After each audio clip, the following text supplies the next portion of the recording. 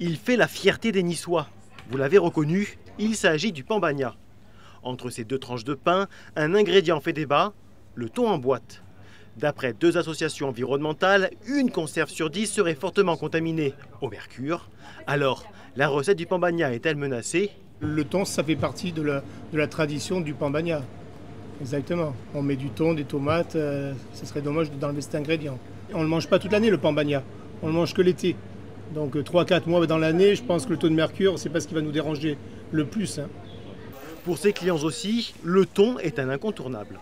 Un pambagna sans thon, c'est un péché, quoi. Ça vous fait pas peur qu'il y ait du mercure? Ben non, ouais, on n'en mange pas en quantité, hein, on en met un petit peu. Hein.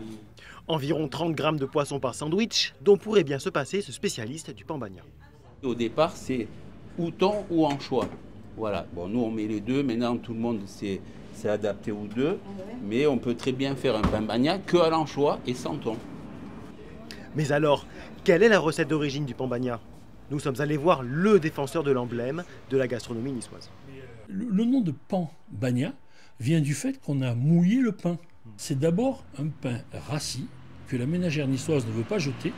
La recette d'origine, c'est d'abord une salade niçoise avec du pain dedans. Ensuite, on est passé à ce qu'on appelle, nous, un pambagna moderne, puisque c'est l'envers. Le pain est devenu le contenant, et puis on a mis la salade dedans.